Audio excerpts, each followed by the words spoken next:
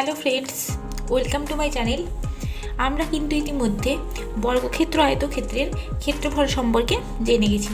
আজ আমরা কি করব, ওইগুলোকে কাজে লাগিয়ে ক্ষেত্রফলগুলোকে কাজে লাগিয়ে আমরা কিছু অঙ্ক করব। তো শুরু করা যাক। ফার্স্ট অঙ্ক দেখো, একটি বর্গক্ষেত্রকার জমির বাহুর দৈর্ঘ্য 15 মিটার হলে ওই জমির ক্ষেত্রফল কত? তাহলে কি বলেছে, বর্গক্ষেত্রকার। তাহলে আমরা কি করি, আগে ছবিটা এঁকে দিই। এটা হচ্ছে বর্গক্ষেত্রকার জমি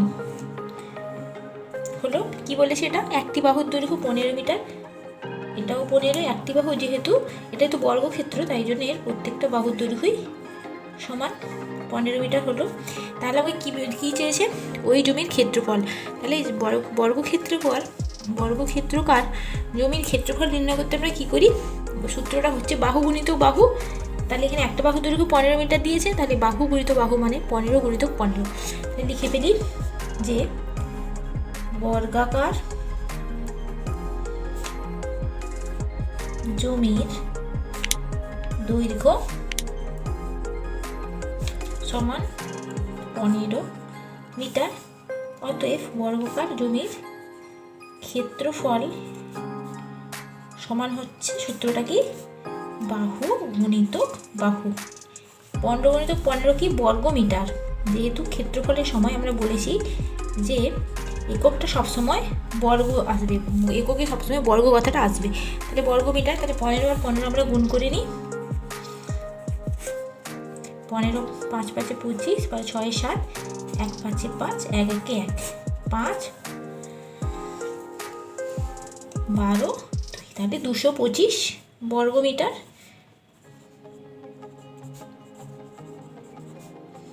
তাহলে এইভাবে কি করলাম দেখো, সূত্রকে কাজে লাগিয়ে আমরা বর্গাকার জমির ক্ষেত্রফলটা নির্ণয় করে নিলাম। এরপরের অঙ্কটা দেখো কি বলেছে, এটাও সেই বর্গাকার জমি, বর্গাকার পার্ক বলেছে। ঠিক আছে, বর্গাকার পার্কের ক্ষেত্রফল 1028 বর্গ মিটার।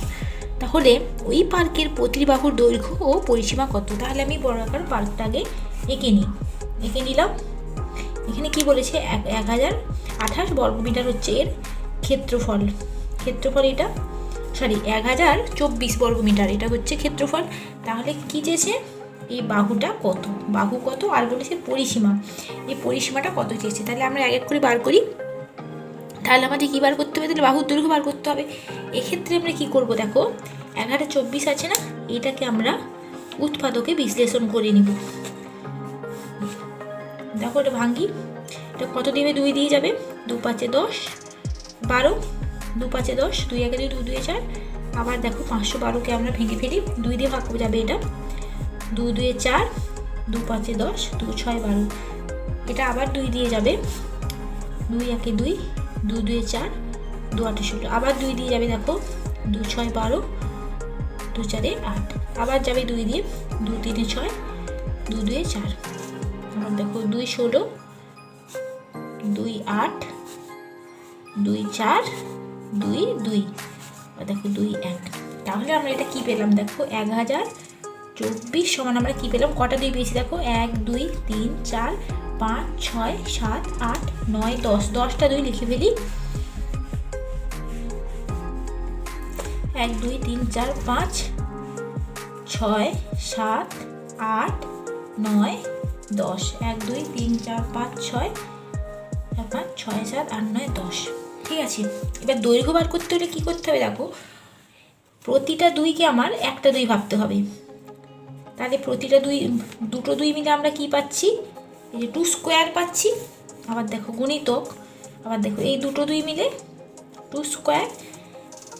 আবার দেখো এই 2 আর এই 2 মিলে হচ্ছে ইন্টু 2 স্কোয়ার সমান হচ্ছে, আবার দেখো এই দুটো 2 মিলে 2 স্কোয়ার গুণিতক, আবার দেখো এই দুটো 2 মিলে হচ্ছে 2 স্কোয়ার সমান হচ্ছে, দেখো কটা হচ্ছে, দেখো কটা 2 হিসাব করো, 1 2 3 4 5, 5টা 2। তাহলে এখানে 5টা 2 গুণ করে দিই,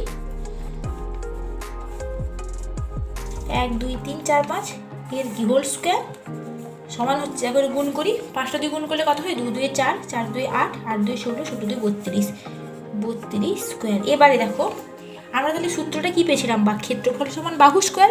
এটা দেখো বাহু স্কোয়ার পেয়ে গেছি, এটা বাহু স্কোয়ার। তাহলে বলবো কি, প্রত্যেক বাহুর দৈর্ঘ্য হচ্ছে, অতএব প্রতিটি বাহু সমান হচ্ছে 32, এটা কততে দিয়েছি মিটার। এটা একটু তোমরা একটু বুঝতে অসুবিধা হবে, একটু ভালো করে আবার দেখিয়ে দিচ্ছি। দেখো ফার্স্টে দেখো, যেহেতু ক্ষেত্রফল বলেছে বাহু যদি নির্ণয় করতে হয় তখন আমাকে কি করতে হবে, উৎপাদকে বিশ্লেষণ করে ফেলতে হবে ক্ষেত্রফলটাকে। উৎপাদকে বিশ্লেষণ করে নিলাম, এরপরে কাজটা হবে জোড়ায় নিতে হবে। অর্থাৎ দেখো এখানে দুটো 2 নিয়েছি, দুটো 2 মিলে একটা 2 লিখেছি, দিয়ে 2 স্কোয়ার করেছি। উপরে 2 স্কোয়ার মানে দুটো 2, এই উপরে 2 মানে হচ্ছে সংখ্যাটা হচ্ছে 2। আবার দেখো এখানে দুটো 2 মিলে একটা 2 করেছি, দিয়ে 2 স্কোয়ার করেছি। এরপরে দেখো সমস্তগুলোকে একসাথে নিয়ে স্কোয়ারটাকে হোল স্কোয়ার করে দিয়েছি। এবারে এটা গুণ করে দিয়েছি, দিতে আমরা সূত্রটা পেয়ে গেলাম। দেখো বাহু স্কোয়ার মানে সূত্রটা মিলে গেছে। তাহলে বলে দেবো কি, প্রতিটা বাহু সমান 32। আর কি চেয়েছে দেখো, বাহু তো পেয়ে গেলাম, এবারে কি চেয়েছে পরিসীমা। আচ্ছা পরিসীমা সমান আমরা কি জানি, সূত্রটা কি জানি, 4 গুণিতক একটা বাহুর দৈর্ঘ্য, এইটা সূত্র আমরা জানি। তাহলে 4 গুণিতক একটা বাহুর দৈর্ঘ্য কত পেয়েছি, 32। তাহলে আমরা এটা 32 লিখে দিই, সমান হচ্ছে 4 2 8, 4 3 12, 128 মিটার। তাহলে পরিসীমাটাও আমরা বের করে নিলাম। এরপরের অঙ্কটা দেখো, একটি আয়তকার খেলার মাঠের পরিসীমা 256 মিটার এবং দৈর্ঘ্য 74 মিটার হলে ওই মাঠের ক্ষেত্রফল কত। তাহলে আমি একটা মানে আঁকাটা এঁকে নিই, একটা আয়তকারের ক্ষেত্র খেলার মাঠে একটা এঁকে নিলাম। এবার এখানে কি বলেছে, মাঠের পরিসীমা বলেছে 256, দৈর্ঘ্য হচ্ছে 74, আর পরিসীমা হচ্ছে কত, এটা লিখছি এখানে, যে পরিসীমা সমান হচ্ছে দেখো কত বলেছে, 256 মিটার, আর দৈর্ঘ্য দেওয়া আছে। তো লিখে নিই, দৈর্ঘ্য সমান কত বলেছে, 74 মিটার। এবারে দেখো আমাকে কি বের করতে বলেছে মাঠের ক্ষেত্রফল। আচ্ছা আয়তকার ক্ষেত্রের মাঠের ক্ষেত্রফলের সূত্র আমরা কি জানি, দৈর্ঘ্য গুণিতক প্রস্থ। তো এখানে দেখো এখানে কিন্তু দৈর্ঘ্য দেওয়া হয়েছে কিন্তু প্রস্থ আমাদের দেওয়া নেই। তাহলে আমাকে কী করতে হবে, প্রস্থটা আমাদের বের করতে হবে। তো কী করে বার করবো, দেখো এখানে পরিসীমা দেওয়া রয়েছে। তাহলে আমাকে কী করে, আগে কি বলেছিলাম যে পরিসীমার দৈর্ঘ্য দেওয়া থাকলে তবে সেক্ষেত্রে আমরা কী করব, অর্ধ পরিসীমা ফার্স্টে বের করব। প্রস্থ বের করানোর ক্ষেত্রে প্রস্থ বা দৈর্ঘ্য যেটাই বের করতে বলবে, তো ফার্স্ট আমার কাজ হবে অর্ধ পরিসীমা বের করে নেওয়া। তাহলে আমি এখানে অর্ধ পরিসীমা সমান বের করে নিই, যে অর্ধ পরিসীমা সমান, পরিসীমা কত বলেছি 256, আর অর্ধ মানে এটাকে ভাগ করে দেব, দিলে আমার অর্ধ পরিসীমা বের করতে পারবো। তাহলে ভাগ করে দিই, 2 1 2, 2 2 4, 2 8 16, 128 মিটার হলো। এবার দেখো দৈর্ঘ্য পেয়ে গেছি, অর্ধ পরিসীমা পেয়ে গেছি। তাহলে প্রস্থ সমান কি জানি, আমরা সূত্রটা কি জানি, দৈর্ঘ্য প্লাস প্রস্থ সমান অর্ধ পরিসীমা। যেহেতু আমাকে প্রস্থ বের করতে হবে, তো সেক্ষেত্রে আমরা লিখব প্রস্থ সমান অর্ধ পরিসীমা মাইনাস দৈর্ঘ্য। এটা আমাদের সূত্র রয়েছে। দৈর্ঘ্য হচ্ছে 74, এটা বাদ দিয়ে দিলেই আমরা প্রস্থটা পেয়ে যাব। তাহলে এখানে বাদটা দিয়ে দেখো 128 আর 74 বাদ দিয়ে দিই, আর থেকে যাবার দিলে 4 5 8 9 10 12, 54 পেয়ে গেলাম এর প্রস্থ। এরপরে দেখো আমরা দৈর্ঘ্য পেয়ে গেছি, প্রস্থও পেয়ে গেছি। তাহলে ক্ষেত্রফল বের করতে আমার কোনো অসুবিধা নেই। তাহলে লিখে নিই যে অতএব ক্ষেত্রফল সমান, ছবিতে আমরা দেখে নিই যে প্রস্থটা কত পেলাম 54, ক্ষেত্রফল সমান কি জানি, দৈর্ঘ্য গুণিত প্রস্থ। তাহলে এটাই করি যে দৈর্ঘ্য গুণিত প্রস্থ। এককটা কি লিখবো, সবসময় মাথায় রাখবে, একক হচ্ছে বর্গ, আর একক বলেছে মিটার, বর্গ কথাটা আসবে আর মিটার লিখবো। এবার 74 আর 54 আমরা গুণ করে ফেলি এখানে সাইডে, রাফ 4 4 16, হাতে 1, 7 4 28, 29, 5 4 20, 7 5 35, 36, 37, 6 9 9 3। তাহলে অ্যান্সার হলো 3 9 9 6 বর্গ মিটার। দেখো এরপরের অঙ্কটাও দেখো একই রকম টাইপের আছে। তো দেখো সমান ক্ষেত্রফল বিশিষ্ট দুটি আয়তকার জমি। তাহলে আমি আগে এঁকে নিই, দুটি আয়তকার জমি আগে এঁকে নিই। এই যে দেখো দুজনের কিন্তু ক্ষেত্রফলটা সমান। কি বলেছে, আয়তকার জমির প্রথমটির দৈর্ঘ্য 28 মিটার। এটা ধরো যদি প্রথম ধরি, এই দৈর্ঘ্য বলে দিয়েছে 28 মিটার বলেছে। আর পরিসীমা বলেছে 104 মিটার। পরিসীমাটা হচ্ছে, এখানে লিখে নিই যে পরিসীমা সমান কত বলেছে, 104 মিটার। আর বলেছে দ্বিতীয়টির প্রস্থ 21, দ্বিতীয়টির প্রস্থ 21 বলেছে। ঠিক আছে, এর দেখো এর কিন্তু প্রস্থ দেয়নি আর এর দৈর্ঘ্য দেয়নি। ঠিক আছে, দেখছো? আর পরিসীমাটা শুধু দিয়ে দিয়েছে। পরিসীমা কার দিয়েছে? প্রথম জমিটির সমান ক্ষেত্র বিশিষ্ট দুটি আয়তাকার জমির প্রথমটির দৈর্ঘ্য এত মিটার আর পরিসীমা হচ্ছে 104 মিটার। তাহলে প্রথম জমির ক্ষেত্রে পরিসীমাটা বলে দিয়েছে 104 মিটার। কী বের করতে হবে? যে প্রত্যেক জমির ক্ষেত্রফল কত, এই জমির ক্ষেত্রফল কত, এই জমির ক্ষেত্রফল কত। এবারে অঙ্কেই তোমরা দেখে নাও যে সমান ক্ষেত্রফল বলেছে না, তাহলে আমরা একটা ক্ষেত্রফল বের করলেই আমরা দ্বিতীয়টার ক্ষেত্রফল পেয়ে যাবো, যেহেতু দুজনের ক্ষেত্রফলটা সমান। এবার আমরা ক্ষেত্রফল বের করতে হলে কী করতে হবে? আমাকে দৈর্ঘ্য গুণিত প্রস্থ করতে হবে। কিন্তু এটার ক্ষেত্রে দেখো, এখানে দেখো দৈর্ঘ্য আছে, প্রস্থ কিন্তু নেই, কিন্তু পরিসীমা আছে। তাহলে আমরা কি করব? আগের অঙ্কের মতো ফার্স্টে এবার অর্ধ পরিসীমা বের করে নেব। তাহলে বের করে নিই যে অর্ধ পরিসীমা সমান কত? পরিসীমা ডিভাইডেড বাই 2 সমান হচ্ছে 2 5 10 2 2 4 পেয়ে গেলাম। তাহলে অর্ধ পরিসীমা পেয়েছি, দৈর্ঘ্য পেয়েছি। তাহলে প্রস্থ কী করে বার করবো?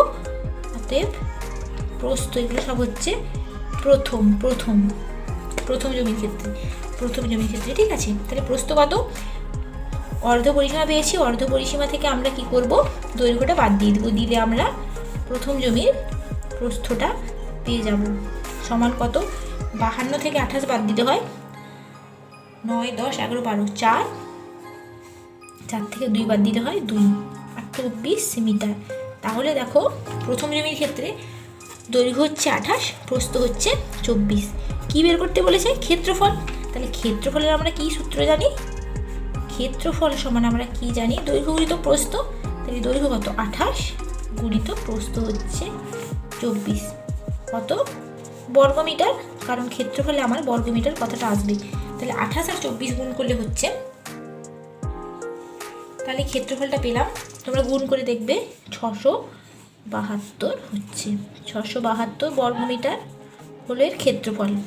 তাহলে প্রত্যেক জমির ক্ষেত্রফল তাহলে কত? 672 বর্গমিটার। যেহেতু সমান ক্ষেত্রফল বলেছে, তাই না? সমান ক্ষেত্রফল বলেছে, তাহলে দুজনেরই ক্ষেত্রফল সমান, তাহলে দুজনেরই ক্ষেত্রফলটা হচ্ছে 672 বর্গমিটার। হয়ে গেল প্রথম অ্যান্সার কমপ্লিট। সেকেন্ড অ্যান্সার ক্ষেত্রে কি বলেছে? দ্বিতীয় জমির পরিসীমা। তাহলে দ্বিতীয় জমির পরিসীমা আমরা কী করে বার করব? প্রস্থ দিয়েছে, কিন্তু দৈর্ঘ্য তো দেয়নি। দৈর্ঘ্য দিলে তবে গিয়ে আমরা পরিসীমা বের করতে পারতাম। এবারে দেখো দ্বিতীয় জমির ক্ষেত্রফল তাহলে কত পেলাম? 672 বর্গমিটার, আর প্রস্থ দেওয়া হয়েছে 21 মিটার। আমাকে কী বের করতে হবে? দৈর্ঘ্য বের করতে হবে, তবে গিয়ে আমরা পরিসীমাটা পাবো। তাহলে দৈর্ঘ্য আমরা কী করে বের করব? সূত্রটা হচ্ছে কি? ক্ষেত্রফল ডিভাইডেড বাই প্রস্থ। তাহলে ক্ষেত্রফলকে আমরা প্রস্থ দিয়ে ভাগ করে নেব। ভাগ করে নিলে আমরা দৈর্ঘ্যটা পেয়ে যাব। তাহলে আমরা এটা ভাগ করে দেখি কত হচ্ছে। তাহলে দৈর্ঘ্যটা কত হচ্ছে, এটা ভাগ করে আমরা কত পেলাম? 32 মিটার। তাহলে দেখো পরিসীমা কী করে বার করব? দৈর্ঘ্য পেয়ে গেছি, প্রস্থ পেয়ে গেছি, তাহলে পরিসীমা সমান কী লিখব? অতএব পরিসীমা সমান আমরা কি জানি? আয়তকার জমির ক্ষেত্রে পরিসীমা সূত্রটা কি? 2 ইন্টু দৈর্ঘ্য প্লাস প্রস্থ। তাহলে দৈর্ঘ্য কত? 32, প্রস্থ হচ্ছে 21 এত মিটার। তাহলে এটা আমরা ক্যালকুলেশন করে নিই। এটা দেখো, এটা আমরা ক্যালকুলেশন করে কত পেলাম? 106 মিটার। তাহলে এইভাবে আমরা দ্বিতীয় জমির পরিসীমাটা পেয়ে গেলাম। এই অঙ্কটা একটু লেন্দি আছে, তোমরা একটু পরপর স্টেপ বাই স্টেপ করলে খুবই আশা করি বুঝতে পারবে। এরপরের অঙ্কটা দেখো, একটি বর্গাকার মাঠের দৈর্ঘ্য 40 মিটার। বর্গাকার মানে কি? দৈর্ঘ্য প্রস্থ সব সমান। তাহলে আমরা এখানে একটা বর্গাকার মাঠ এঁকে নিলাম। দৈর্ঘ্য বলেছে 40, তাহলে দৈর্ঘ্য প্রস্থ সব সমান। তাহলে কি বলেছে? প্রতি বর্গমিটার কথাটা মনে রেখেছো, বর্গমিটার মানে হচ্ছে ক্ষেত্রফল। তাহলে বলে দিচ্ছে আমাকে কী বের করতে হবে? ক্ষেত্রফল বের করতে হবে। এই কথার মাধ্যমেই কিন্তু আমরা বুঝে নিচ্ছি আমাকে ক্ষেত্রফলটা বার করতে হবে। কি বলেছে? প্রতি বর্গমিটার 6 টাকা হিসেবে তাতে ঘাস লাগাতে কত খরচ হবে? তাহলে আমাকে ক্ষেত্রফলটা বার করে নিই। ক্ষেত্রফল সমান হচ্ছে বাহু গুণিত বাহু, যেহেতু এটা বর্গাকার জমি, সব বাহুগুলোই হচ্ছে সমান। বর্গ মিটার সমান হচ্ছে 4 4 16, 1600 বর্গ মিটার। এবারে দেখো কি বলেছে? 1 বর্গ মিটারে খরচ হয় লিখে নিই যে 1 বর্গমিটারে খরচ হচ্ছে 6 টাকা। তাহলে আমাকে পুরো এর ভেতরটা ঢাকতে মানে কি ঘাস দিতে হবে। ঘাস দিলে কত খরচ হবে? 1 বর্গমিটারে খরচ হচ্ছে 6 টাকা। আর আমার ক্ষেত্রফলটা কত পেলাম? 1600 বর্গমিটার। তাহলে খরচ হবে কত? 6 গুণিতক 1600 টাকা সমান হচ্ছে 16 6 9600 9600 টাকা। ঠিক আছে, তাহলে এইভাবে কিন্তু আমরা ক্ষেত্রফল সংক্রান্ত মোটামুটি কোশ্চেনের আনসারগুলো করলাম। তো এই ছিল আমার আজকের ভিডিওটি যদি ভালো লেগে থাকে অবশ্যই লাইক করো, শেয়ার করো, কমেন্ট করো। আর তোমরা যারা আমার চ্যানেলটি এখনও সাবস্ক্রাইব করোনি তোমরা কিন্তু অবশ্যই সাবস্ক্রাইব করে নেবে। ধন্যবাদ।